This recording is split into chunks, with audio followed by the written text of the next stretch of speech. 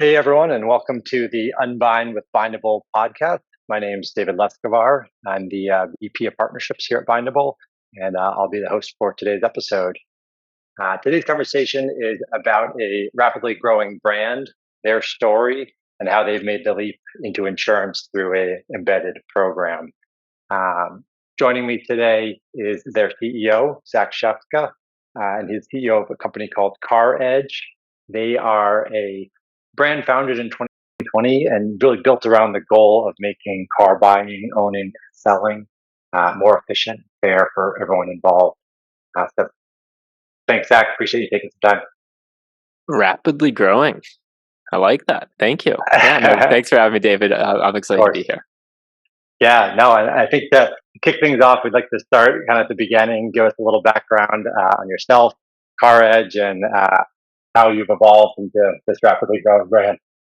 Yeah, no, happy to, and glad that we crossed paths a little over a year ago now, and happy to have been working with you guys over at Bindable. The journey here at CarEdge has been super interesting, rooted in what you were saying, fairness and efficiency, transparency in the auto industry. My connection to this actually starts in the family. So I started the business with my dad. My dad, Ray, and I have a YouTube channel, which is a fun part of what we get to do, where my dad kind of peels the curtain back and teaches things to folks about how the industry works. And the whole premise since day one was, I never ran into any issues, David, buying a car, selling a car, getting insurance, getting financing, those crazy warranty calls. Like all of that was kind of taken care of for me. And it took me a while, but in adulthood, I realized that's not the case for everyone. If you don't have a car person, a car guy, a car gal that you can turn to, which a lot of folks do, which is good. But if you don't have that person, you walk into these situations, and the more I've dug into it and intimately understand it, there's a lot of information asymmetry. The less the consumer knows, the better for the legacy incumbent business. And you see this manifest itself in concern and mistrust and consternation. I always reference the Gallup Trustworthiness of Professions poll. The lowest rating on that list for the past few years has been congressperson, and this is not the podcast to talk about that. You and I both live in Washington, D.C., so we will avoid that at all costs. But right next to him on the list is a car salesperson. And so consumers know it. They know there's information asymmetry. It's great that Kelley Blue Book exists. It's owned by a company called Cox Automotive, which serves dealers. So it's like, you don't have to look that far. And so I started this business with my dad. The whole idea was, let's try and make that different. Let's try and make buying a car, owning a car, selling a car, all aspects of it fun, fair, equitable. And not only for the consumer, but my dad spent 40 years in the industry. I never got to see him at soccer practice because he was working bell to bells, half days, as he called them, 12-hour days. This industry is so inefficient, whether you're buying, selling, owning. And I want to change that. And we are changing that. And I'm damn proud of it. That's great. Yeah, and being able to do it with your father, that's incredible. Talk to us about how you've kind of evolved from the idea and now to sort of what you're building, the platform you've created, impressive kind of online presence you have through different social media channel. I think last time I looked, a few 100,000 YouTube subscribers, a couple 100,000 TikTok followers. How have you built that out over the last couple of years here? Yeah, I mean, a lot of hard work, a lot of consistency, obviously, but the message has stayed the same, and that resonates really deeply with people. The idea of providing information that gives you parity with whoever you're dealing with. So a lot of the content has to do with buying and selling. We do actually, thanks to partnering with you guys, we do quite a bit now on the insurance, and we have some credit union partners as well. So on the finance side, and really, I'm just a talking head for insights that give you parity with whoever's on the other side of the desk. So if you're buying a car and you're comparing two different vehicles, watch some of our videos to understand which one you're going to be able to negotiate more on because of market conditions. The same stuff that the sales manager is looking at to help determine their pricing or how much they're going to dig their heels in. If you're selling a car, we give a lot of advice on like, please, please, please do not just show up at a dealership and say, hey, I want to trade this in. No, there are all sorts of resources now. We have them at caredge.com.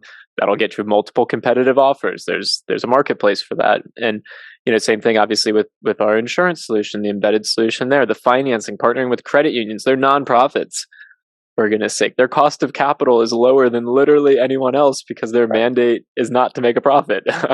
So, we're all about building a platform that just brings fairness and efficiency. And I hate to say this out loud. My dad and I kind of fight about this. I hope that, I mean, his career would have been so different if the auto industry didn't exist. And I hate to say it, but like, I hope what we do changes the auto industry so much that his role, the idea of grinding a customer down for half a day to hold an extra half point of gross profit so that he could get paid more so that we can go on vacation, like that doesn't exist a couple of decades from now, David. Right. And say, sorry, Dad, like I hope your job doesn't exist 20 years from now because we've made it so much more efficient and you could have gone and done whatever the heck else you wanted to do in your life. And I see that opportunity just in auto. It's just everywhere, David. It's everywhere. You mentioned the insurance piece there, and kind of making that transition as you expand product offerings. Curious, kind of how you, obviously it's a natural expansion from your kind of core value, and we see some similarities with the confusion around the car buying process, with the confusion around the insurance buying process. A lot of folks don't understand what coverages they might need, or different what certain components of the policy might entail. So having some transparency around that is obviously critical. Talk us through kind of that, the idea to implementation to now executing on that, kind of what that looks like.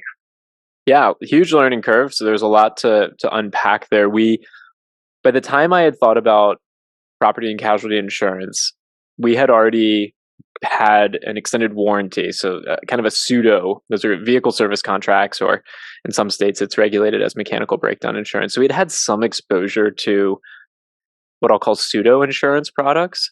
And what was really interesting there is that our audience, our customers, really appreciated the fact that we provided this refreshing take on that. So for example, we did things like you can get a quote without having to give us your email address or your phone number or your physical address, or there's lots of games that are played in the lead gen world of pseudo insurance products. And so we had exposure to that, and that led me to think, okay, well, what are the other areas of this, other dimensions of this journey that we could play in and bring the same principles to? And you start to peel back the onion of what are the opportunities to do in property and casualty, and it's like, whoa, that is a lot. I am intimidated. I'm not from an insurance background. My career hasn't been there. And so I knew that I had these values I wanted to bring, which were, this fairness and the efficiency and the transparency. And, as you begin to research that and talk to mentors and advisors, you start to hear certain names, and Bindable came up time and time again. And so I think I finally, either I filled out a lead gen form or I got an intro. And when I signed the contract, I knew I was signing myself up for something where we were going to be able to provide value to that user. They trust our brand.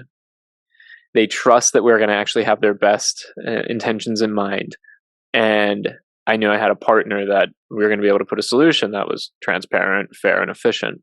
And so for us, it was a bit of a no-brainer. It was like, we could try and roll our own. And then I realized, no, we can't. That's not the business I want to build. But we still need, and I feel like we have an obligation to put these types of resources in front of folks, because if we don't, they're going to go have a not so great experience. And so for me, it just became a no-brainer. Let me set that up. Let me sign that contract. Let me put this in front of our members, our customers. Yeah, no, I appreciate you saying that. And makes a lot of sense. I mean, a tremendous amount goes into building out these programs, all the pieces behind the scenes, from staffing, training agents, managing all the systems that go into this, and the carrier relationships behind that. So being able to bring that together and provide not only an online experience for your members and customers to be able to shop and compare, but have a licensed agent and advisor to be able to support them. Obviously, building out the program and setting it up is a big piece of it. I think one thing I've seen you do really effectively and still continuing to expand is how you're spreading awareness around the program, how you're continuing to build that kind of trusted, maintain that trusted brand, but kind of build awareness for the program. I don't know if you can share around that, how you're thinking about folding it into your other offers, and your overall kind of positioning around your brand, and then how that relates to insurance. So obviously, when someone purchases a vehicle, they either have to update their insurance with their existing carrier, or they're gonna shop it. It's a great natural opportunity to shop it, and so to give a little more context to what we do at CarEdge, we actually employ a team of folks who, in a prior life, were on the other side of the desk. They were salespeople, or sales managers, or finance managers, and now they've come to the CarEdge side, and they actually consult and coach and walk people through navigating the car buying process. And so when someone gets to that finish line, they've purchased a new vehicle, and as they're getting to that finish line, our coaches and also the software that we've built, our deal roadmap, it introduces the insurance program and the idea like, hey, you should shop this now. Now's the time to shop this. And so we've seen great attachment and great utilization through those funnels, either working with us or using the software that kind of walks you through the steps. And then on the marketing side, everything we do is insight driven. I'm such a proponent of fact-based things, just providing data, not necessarily being prescriptive with my interpretation of it, although I am happy to do that when asked. But I like to just give people information; they can interpret it however they want. And so we'll even do things like I lean on you, David, and your team from time to time to try and get insights, industry publications, of course. We'll even go to our audience. We have a really, I feel, humbled that we have this reach. There's hundreds of thousands of people that we interact with on a weekly basis. So we'll send out polls. We recently did it. We rewrote an article about auto insurance rates going up because we could anecdotally see that was happening. The industry publications were saying that the markets were hardening, and so we just went to our own audience and we said like, hey, what's going on in your area? And within an hour we had a 5,000 response. 5,000 responses to our poll. And so we'll use insights like that to drive awareness to even be thinking about these things. So it's a little bit of like leveraging our positioning. Someone's buying a car, very natural time to be thinking about how they could save money on these ancillary products. And also, what are the unique insights we can bring to the table to help people even want to think about this, want to even go through the simple funnel that we have, but like what inspires them to want to do that? Some insight, some data that helps them, drive that decision. Yeah, absolutely. And I think you touched on that. The relationship and the trust you have with your customers is key to all that. How have you thought about, as you mentioned earlier on the kind of evolving car buying process, how the industry is changing, and how have you kind of thought about the next few years of CarEdge and how you continue to kind of shape some of that change and not only where you're going, but where the industry is going? And you have any comments around that? Yeah, I mean, the Cox Automotive annual survey for consumers and car buying came out just a couple of weeks before us recording this, and the amount of time it took to purchase a vehicle. There's all sorts of caveats here, but last year was around 13 hours. Or 2 years ago, I should say, it was around 13 hours. Last year was measured at over 15 hours, and consumer sentiment has gone down. And so there's a lot of tailwinds, I would say, on this idea of efficiency and fairness. This also comes on the heels, David, of extreme shortages of all vehicles and especially affordable vehicles. This also comes on the heels of dealers, many dealers, not all, but many demonstrating significant greed, additional dealer markups, accessories and packages on rarer vehicles, all vehicles, manufacturers increasing MSRPs. So the market kind of stinks right now for consumers, and it has. And so we see an incredible opportunity to be that brand that enacts change. And really, the way that I think about it, I wake up and I look at the landscape of quote unquote consumer brands that help consumers with cars. There's only one or two that I really like because a lot of them actually serve dealers. I look at Carfax. They were able to kind of bridge this gap. Everyone gets the same information. The dealer gets the same info. The consumer gets the same info. Carfax doesn't necessarily say if it's good or bad, but you can totally figure it out. And, we look at this market, David, and we think pretty similarly for CarEdge. It's, we want to kind of be like Carfax. We want to be a brand that 10, 20, 30 years from now, you're not buying a newer used car without consulting CarEdge first, whether it's one of our reports or working with our team.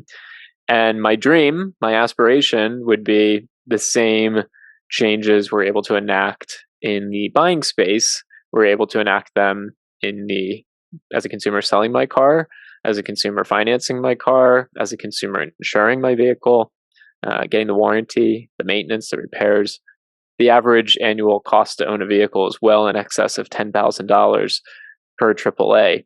My dream is to drive that number as close to zero as we can possibly get by just reducing the slack across all these different areas where the consumer right now doesn't even know they're necessarily getting taken for a ride. And so, I look out there and I'm like, the timing's good. Carfax has like kind of done this a little bit. I like that. Yeah. Huge opportunity for us to upend this industry in the way that it works.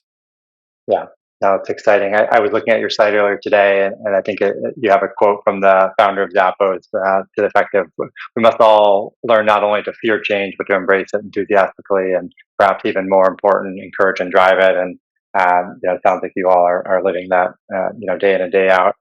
And to that point of transparency, I was looking at your site. You guys have a podcast. Is it daily now that you're running podcasts, or pretty regularly? We're sharing that Yeah. information. If you are bored at 12 p.m. Eastern Time, 9 a.m. Pacific, 8 a.m. Anchorage. This is how my dad kicks off every show. Yeah, we do a daily Monday through Friday podcast, daily news you can use from CarEdge, and it's fascinating. There's a huge audience, evidently, for staying up to date on the auto market and the auto industry, and we have somehow carved out a niche where tens of thousands of people every day tune in to see me and my dad talk about the auto industry. It's so incredible. Makes me so proud to see my dad so engaged, so happy. Yeah.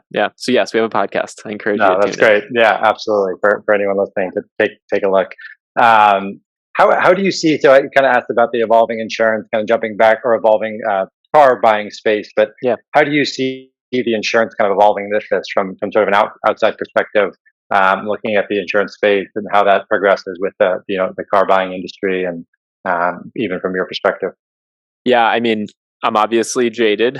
My roots are in transparency and fairness and efficiency, Right. and so I think the consumer sentiment around these large and, in many cases, mandatory purchases are going to face more and more scrutiny, and it will create an opportunity for carriers, agents, and third parties in general to differentiate themselves from the herd. So I see in medical, for example, Mark Cuban has cost plus drugs. Perfect example of a brand coming into a space where there is no parity. It is Right. incredibly opaque. The brand is called cost plus drugs. I mean, like, that will happen, and we have seen some carriers try and do this already.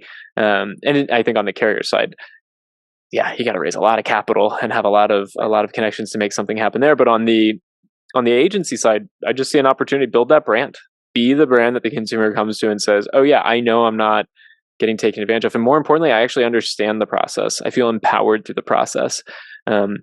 I think that not only is going to happen in auto, I think you're going to see consumers demand more and more autonomy throughout all of these major purchases that they have to make. Auto is going to ultimately end up being a small sliver of that wave of change. Yeah, yeah, and I think we see it, on our side as well. Folks want that convenience, that relevancy, whether it's buying a home and having home insurance embedded within that flow, or to your point, buying a vehicle. It's that inevitable change.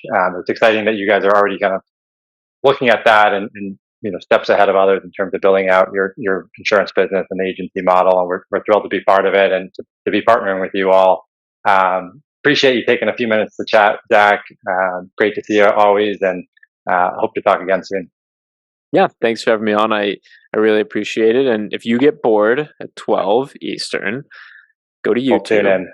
Tune in, man. Deal. All right, Zach. Thanks again. Appreciate it.